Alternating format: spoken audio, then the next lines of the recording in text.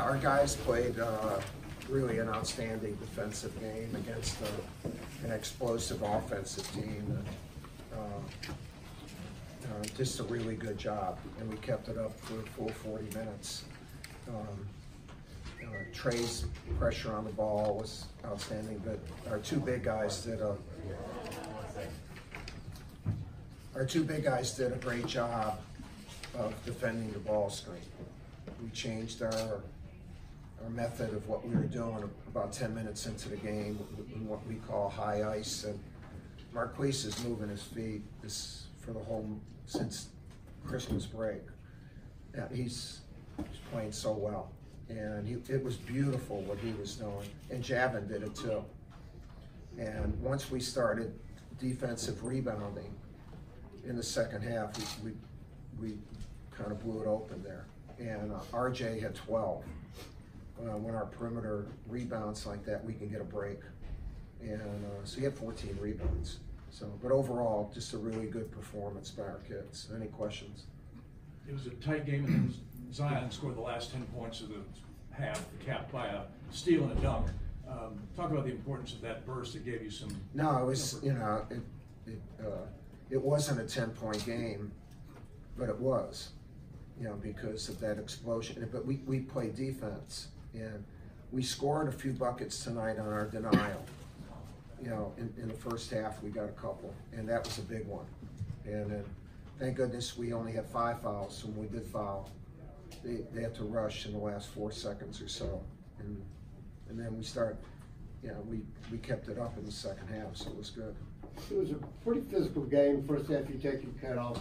You're pretty animated. What are you telling your team about the way to respond to physicality? Yeah, I don't even remember. You know, I don't know.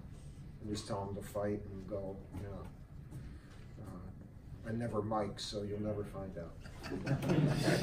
Coach, what was it like to coach against Chris? I know you recruited him. No, we'll have coached against him. They beat us last year. Right. Well. So no, Chris is one of the great players in the history of the game, and it's so good that St. John's has him back.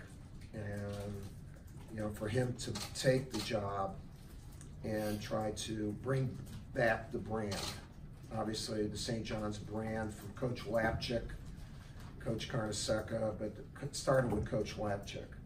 The St. John's brand is spectacular, but it hasn't been as much, but it's still there. Yeah. And Chris being there, and then Mike Cragg, you know, left here to be there. I think Mike's really a godsend for them to, because he recognizes that, and he'll do everything he can, which is a lot, to make sure that it's what it's supposed to be. But thank goodness for Chris that he has made the effort to that commitment. It's a big commitment. Right. Yeah. Mike, you've obviously had a lot of high-profile guys, a lot of accomplished guys here over the years. Is the Zion phenomenon different to you now?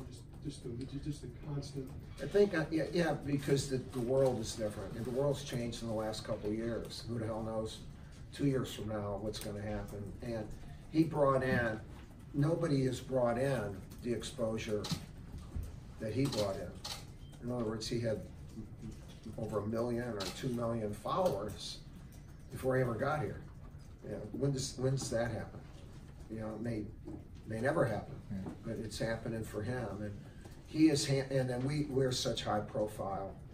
You know, everything is is looked at closely, and so his excellent play is looked at by everybody. And the thing about that kid is that he doesn't want all that attention, and he handles it so well. And his teammates he understands. We have a good group, so I'm not sure many groups would handle it the same way. And it's nothing on me. It's on my kids. And Zion does it great. He deflects a lot. Thank goodness he deflected a couple passes. We have a tradition of playing a non-conference game this time of year. Michigan once, and now St. John's. Not everybody does that. What's the value to Duke? Yeah, I don't know if we'll continue to do it. We did it because we got it. The game we lost to them last year was in honor of Howard Garfinkel, who is one of the dearest men in my life, and really a member of, we're family. and it was the Garf game, and so this is the return from that. I don't know if you're going to be able to do this, especially with 20 games. You know, my feeling is we need to take a look at overall scheduling in college basketball, to take a look at the exempt, and instead of having exempt, just let the schools have those games. And then, you know, because we'll have 20 Champions Classic, ACC, Big Ten. Come on, man. What can you do? There's not that much. And then if you're forced to go to an exempt tournament just to get those extra games, I don't think it's good business for the schools. It's good business for the promoters, you know. And it may be time where we take a little bit different look at the model.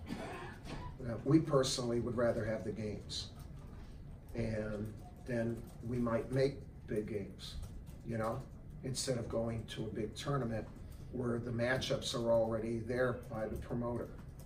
It's time, I think, to take a really good look at, and not look at it from the perspective of the mid-majors, but look at it at the perspective of, you know, the power conferences am I making myself clear? Right. I really think it's time to do this, and I'm a big proponent for it. Big proponent for it. Mike, when you see NBA teams like the Knicks purposely fielding non-competitive teams and trading half their roster in order to potentially land Zion or Kyrie in free agency, I mean, Dickie V spent a lot of the broadcast today talking about that. What is your kind of reaction to that? I don't follow. You know, I follow my guys, so I don't. You know, I coached the NBA guys for 11 years, but that doesn't mean I know their world and how the contracts go and how they. I know the NBA is the best player-friendly pro entity. You know, and coaches too. If you have a contract in the NBA, you get paid. Yeah, you don't do that in all these sports. And so how that's going, I don't have a good feel. I wish I could give you a better answer. I just know that if you're doing anything, then, you know, a couple of my guys, I know are targets, and God bless them if they land in those places, and hopefully they still have some other players too. When they have them. How was it seeing Cam really thrive in that first half offensively? What's that? How was it seeing Cam really thrive in that first half offensively? No, he's played really well, but to start out that way, that aggressive, and knock those shots down, he's on an upward trend, and he's been that way for about 2 weeks now, and it shows up in his defense primarily. If you watched him on Simon in the second half, when he became the primary ball handler, he was all over him, and that's not something he would have done early. So instead of just focusing on shooting and looking at Cam, what I've tried to say is, look, you're a good basketball player.